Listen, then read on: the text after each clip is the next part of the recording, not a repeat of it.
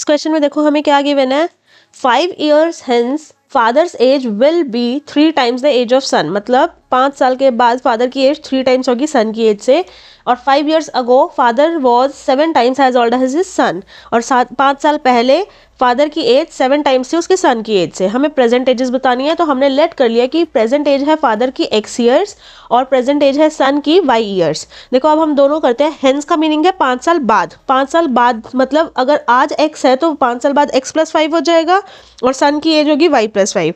तो 5 साल बाद फादर की एज विल बी, फादर की एज कितनी होगी x + 5, विल बी का मतलब होगा इक्वल टू साइन, और 3 times the age of son. 3 times मतलब 3 से मल्टीप्लाई करना है किसको, जितनी 5 साल बाद सन की एज होगी वो होगी y + 5। इसको सॉल्व करते हैं तो ये आ जाएगा x + 5 is equals to 3y + 15।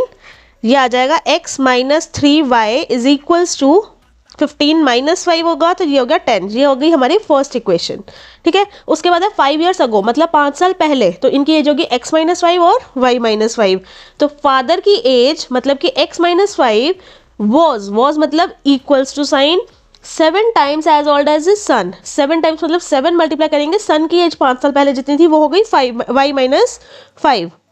इसको सॉल्व करते हैं, ये आएगा x - 5 is equal to 7y - 35।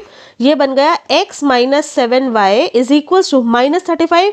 इस साइड +5 आएगा तो ये बन जाएगा -30। ये आ गई हमारे पास सेकंड इक्वेशन। अब देखो फर्स्ट और सेकंड इक्वेशन को अगर देखें, दोनों को अगर हम सब्ट्रैक्ट कर दे तो डायरेक्टली x कैंसिल हो जाएगा, है ना, तो y की वैल्यू आ सकती है इजीली। तो बस यही करना है, 1 - 2 करेंगे, इक्वेशन 1 - 2। तो इसमें क्या आएगा, x माइनस क्या थी हमारे पास 3y = 10।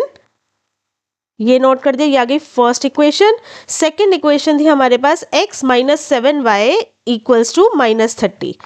x - 7y is equal to -30। Subtract करना तो साइन चेंज होंगे और जहां पर भी आ जाएगा प्लस का साइन। अब x - x कैंसिल हो गया, -3y + 7y होता है 4y और 10 + 30 होता है 40। तो यहाँ से y की वैल्यू हमारे पास आ गई 10। ठीक है, अब किसी भी एक इक्वेशन में पुट कर देते हैं। सपोज फर्स्ट में पुट कर दे, put y = 10 in first equation. तो ये क्या आ जाएगा, x - 3y मतलब कि 30 = 10 आ गया। इसका मतलब x की वैल्यू हो गई 10 + 30, मतलब x की वैल्यू हो गई 40।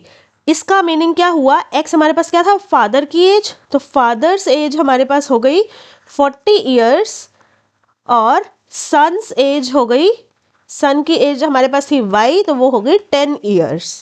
This is our answer.